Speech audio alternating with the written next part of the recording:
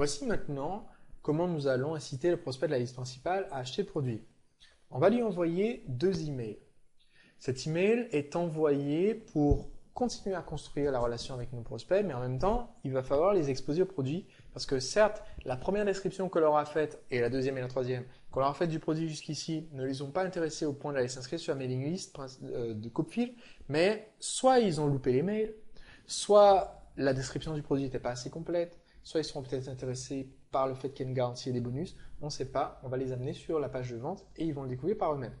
Donc, ici, pour ce titre P3, vous allez devoir créer un titre accrocheur, mais il faut que ce titre colle avec le conseil que vous allez donner. Donc, je ne peux pas, moi, vous imposer un titre pour cet email précis, parce que ce titre-là va nécessiter un peu de créativité de votre part, parce qu'il doit correspondre au conseil que vos prospects ont demandé. Il y a une façon accrocheuse de décrire ce conseil. Donc, souvenez-vous de la règle dont on a déjà parlé ensemble dans cette formation persuasion par email. Le titre doit avoir curiosité et intérêt pour le lecteur. Vous allez voir que dans mon exemple de mail par rapport à la séduction, j'ai vraiment joué sur l'intérêt pour le lecteur. Il faut qu'il y ait des femmes dans le titre, puisque c'est une mailing list d'hommes intéressés par faire des rencontres. Et il faut qu'il y ait de la curiosité. Donc j'ai un titre assez drôle. Ça doit être quelque chose comme un conseil, 2 femmes et 3 oreillers à plumes. Quelque chose comme ça. Donc il y a la curiosité et en même temps on reste dans la thématique qui intéresse mon lecteur. Je n'aurais pas fait un mail intitulé Bataille d'oreillers à plumes, parce que dans Bataille d'oreillers à plumes, il n'y a pas de référence à la séduction. Alors, bonjour, ici Sébastien. J'ai envie de partager avec vous un conseil qui m'a simplifié la vie à un point que vous ne pouvez pas imaginer.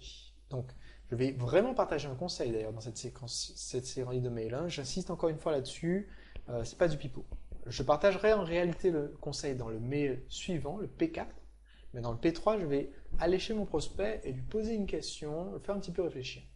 En fait, quand j'ai découvert cette astuce toute simple, j'ai eu un peu l'impression d'avoir trouvé la réponse à la question fondamentale de votre secteur. Autrement dit, j'ai eu un peu l'impression d'avoir trouvé la solution au problème fondamental des motocyclistes. Alors, si vous vendez un produit lié aux motocyclistes. Comment faire pour... Et là, je décris l'objectif suprême. Donc, si je m'adressais à des culturistes, ça serait comment faire pour avoir le physique de Monsieur Olympien, d'accord? Ou plutôt, comment survivre à ce moment fatidique, crucial, où je risque la honte et le ridicule si j'échoue à mon concours, et là, vous allez décrire la situation d'échec. Peut-être que votre prospect ne risque pas la honte et le ridicule, mais il risque sa santé. S'il n'arrive pas à arrêter le tabac, il risque le mépris de ses collègues. S'il n'arrive pas à opérer une tâche bureautique simple, il risque la déception de sa famille. S'il n'arrive pas à tenir ses promesses et à être présent à l'heure qu'il a promise. Donc, je vais lui présenter ici l'objectif et je vais lui présenter ici la catastrophe qu'il veut éviter. Cette question vous a sans doute traversé l'esprit au moins une fois, ce qui est vrai si j'ai bien pile poil touché un objectif et on va dire une peur viscérale de mon prospect. La solution est en fait assez simple. Je vous donnerai la réponse dans mon prochain mail demain. Vous comprendrez aussi le titre de l'email d'aujourd'hui, parce que peut-être que votre titre n'a pas été suffisamment explicite par rapport à ça. Si vous avez un titre qui correspond pile poil à ça, du genre comment éviter la honte face à un public, alors vous n'avez pas besoin de dire que demain ils vont comprendre le titre de l'email d'aujourd'hui. Si votre email a un titre un peu plus cryptique comme celui que j'ai donné dans l'exemple, avec la bataille d'oreiller, 2 femmes et un conseil, là, c'est quand ils vont lire le conseil qu'ils vont comprendre le titre de l'email d'aujourd'hui, d'où cette phrase. Bon. Mais dès aujourd'hui, je vais leur poser une question pour que quand même cet email leur apporte une valeur. Et je vais leur dire, quand je n'ai pas su quoi faire pour régler mon mal de dos, m'exprimer en public, obtenir ma promotion face à mon patron, alors que je pensais avoir toutes les cartes en main, qu'est-ce qui manquait? Je vais leur donner un indice. L'ingrédient manquant n'est jamais présent dans les livres sur le sujet. L'ingrédient manquant n'est jamais présent dans les formations que vous pouvez faire au CNED. L'ingrédient manquant n'est jamais présent dans la majorité des lessives vendues en supermarché. Si je vends une lessive. Vous avez compris l'idée. Alors, avez-vous une idée de la solution? Je vous donne la réponse dans mon prochain email intitulé « Faites ceci et atteignez l'objectif ». Ça va être « Faites ceci et obtenez de superbes tomates. Faites ceci et rentrez chez vous au bras d'une jolie femme. Faites ceci et dites adieu au mal de dos. Okay, donc ça, c'est le titre du mail suivant. Vous allez voir, je reprends exactement ce titre. Je l'annonce, encore une fois, c'est une technique qu'on utilise souvent dans cette formation persuasion par email. Ça permet vraiment que les personnes intéressées sachent qu'il faut guetter votre mail. Donc c'est pour ça qu'il faut tenir promesse quand on annonce un titre. Au fait, donc vous voyez ici, je vais proposer le produit un peu en bonus dans ce mail.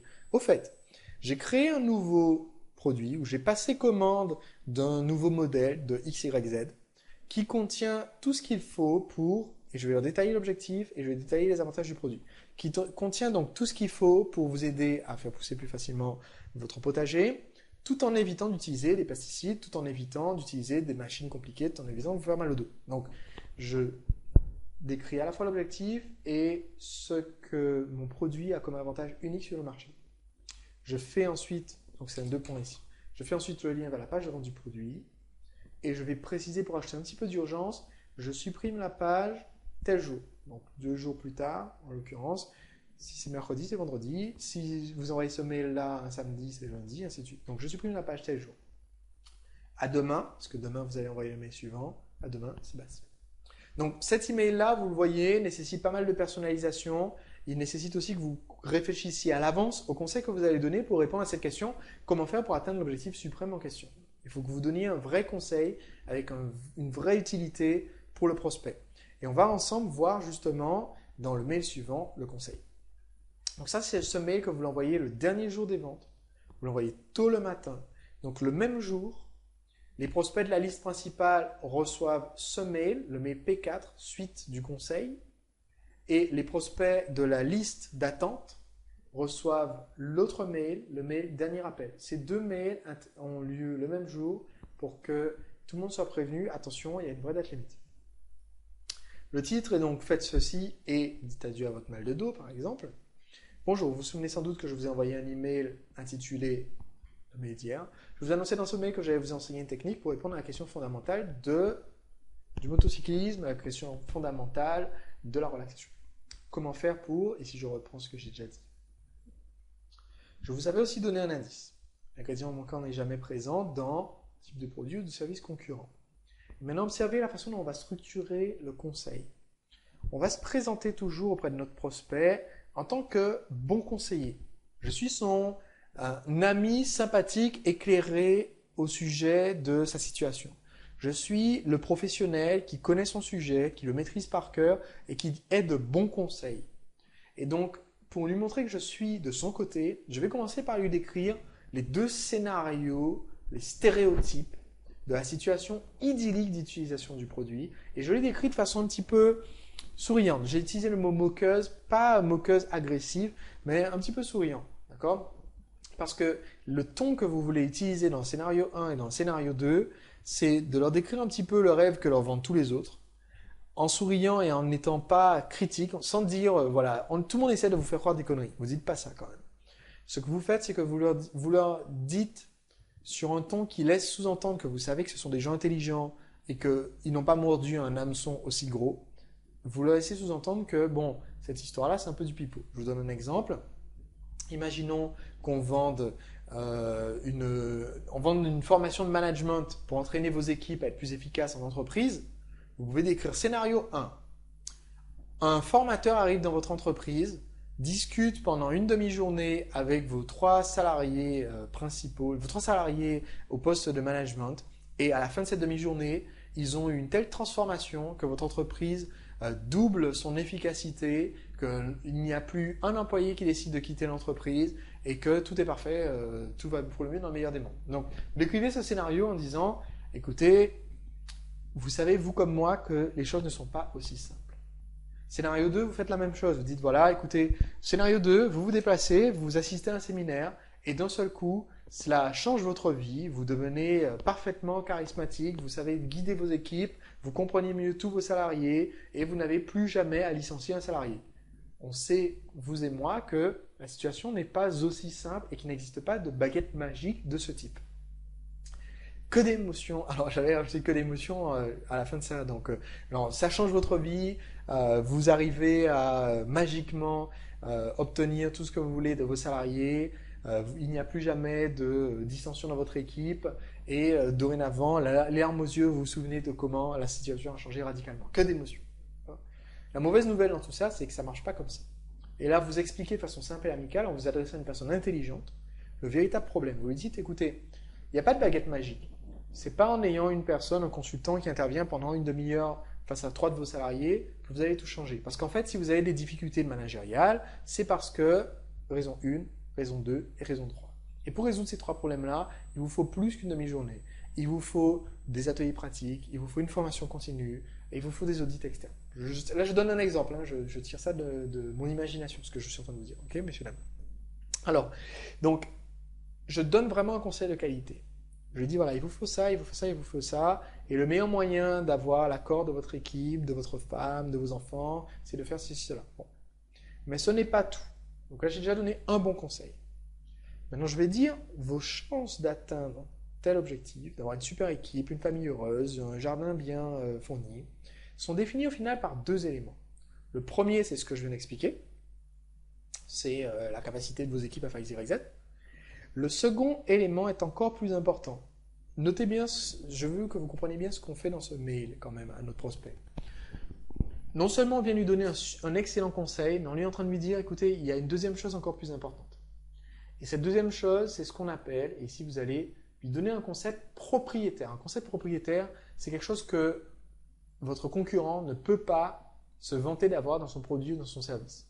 Il peut s'agir d'un concept que vous avez créé, un concept que vous avez amélioré, un concept que vous avez renommé, auquel vous avez donné un nom. Personne n'a pensé dans votre industrie à lui donner un nom, vous lui avez donné un nom. Okay? Donc, si on parle ici d'un outil pour mieux bêcher son jardin, vous allez dire le premier concept, c'est que vous devez bêcher au bon moment. Et le second élément est encore plus important. Ce second élément, j'appelle ça la situation optimale de bêchage, le SOB. Et là, c'est un concept que seul vous avez décrit, qui décrit comment on trouve le meilleur endroit à bêcher dans son jardin. Voilà. Bon. Vous êtes le seul à décrire ça, personne ne peut vous le voler. Donc, d'un seul coup, il y a beaucoup plus d'intérêt pour votre produit ou votre service. Parce que vous allez dire, c'est un des concepts clés de ma méthode de bêchage. Parce que c'est grâce à cet outil simple que vous pourrez bêcher votre jardin sans vous inquiéter des insectes, des roches, des ceci, des cela. Dans un prochain email, je vous expliquerai comment utiliser le SOB. C'est très pratique et très simple. D'ici là, vous pouvez déjà appliquer le premier conseil. Vous voyez, jusqu'ici dans cet email, on n'a toujours pas parlé du produit. Jusqu'ici dans ce mail, j'ai donné un conseil pour atteindre l'objectif, j'ai été de bons conseils, j'ai été un ami éclairé, j'ai été quelqu'un qu'on a envie de connaître, quelqu'un surtout dont on a envie d'écouter les conseils. Cela va déjà améliorer considérablement vos résultats. Et maintenant, je vais dire, si vous voulez en savoir plus pour avancer grâce à ce conseil, si vous voulez avoir encore plus de résultats dans votre jardin, j'ai expliqué sur cette page comment vous pouvez procéder. Et là, je mets le lien vers la page de vente. Donc, le lien se trouve à la fin du mail. Je suis sûr que cela fonctionnera aussi bien pour vous que pour Jean-Jacques.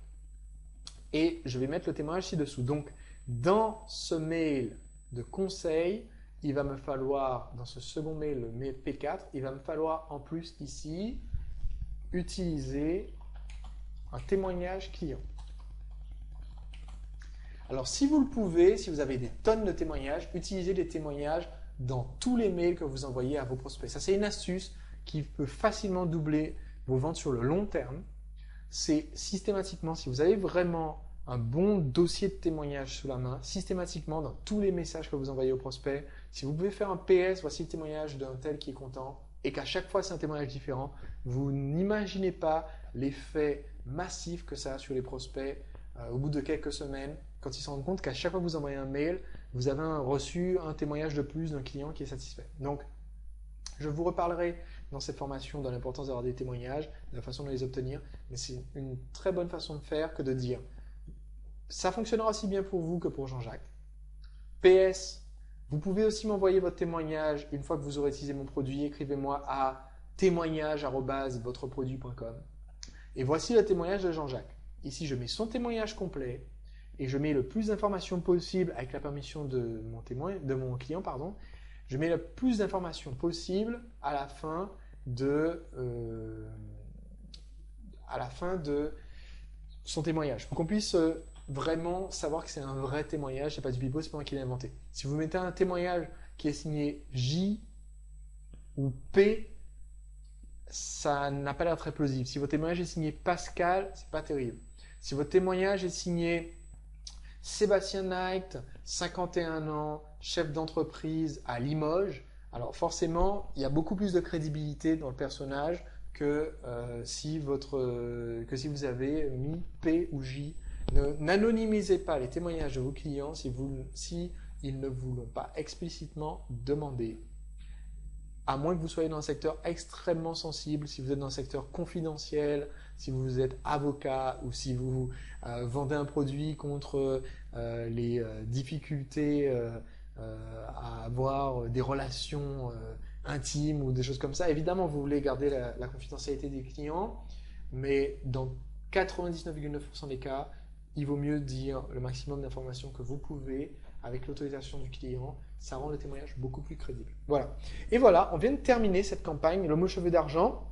Vous trouverez dans le fichier PDF qui est joint avec cette leçon, vous trouverez les exemples concrets d'application de toute cette campagne. Vous voyez par exemple ici pour le mail P1, comment j'ai expliqué la complicité avec mon prospect. Au retour d'une balade catastrophe, le néon de la salle de bain est grillé, il faut le remplacer. Pas de bol, j'ai beaucoup trop de travail, entre guillemets, pour faire le tour des magasins de bricolage. Autrement dit, il faut trouver du travail à faire pour que mon excuse soit crédible. Donc, je vous envoie une newsletter, ce qui fait de vous mon complice. Voilà. Donc, ça, c'est une façon assez amusante de créer un peu de complicité avec les lecteurs. Vous allez voir donc dans ce fichier comment j'ai appliqué ma propre campagne. C'est pour moi une très bonne façon de vous donner un exemple d'application concret d'une campagne qui a effectivement très bien marché, qui a vendu des centaines de DVD, donc qui a rapporté beaucoup d'argent. Et donc, c'est très intéressant, je pense, pour vous, de regarder comment cette technique est mise en application, de comparer à gauche la théorie, le modèle que je vous ai donné, à droite une application pratique, un exemple. Donc, encore une fois, j'insiste, inspirez-vous du modèle que je vous donne, remplissez le modèle que je vous donne, personnalisez le modèle que je vous donne. Ne partez pas de l'exemple, parce que l'exemple, c'est, encore une fois, c'est une photocopie du modèle. Donc si vous photocopiez la photocopie, vous aurez un moins bon résultat que si vous photocopiez l'original, à savoir le modèle. Voilà, bonne application de cette campagne. Je vous souhaite vraiment d'avoir de très beaux résultats et surtout, je veux que vous me teniez au courant au fur et à mesure. Si vous avez des questions lors de l'exécution de cette campagne, vous pouvez les poser sur le site privé de la formation Persuasion par email. Et si vous commencez à avoir des résultats grâce aux campagnes, n'hésitez pas à le partager avec moi, ça me fera très plaisir. Il vous suffit de laisser un message sur ce même site de la formation Persuasion par email.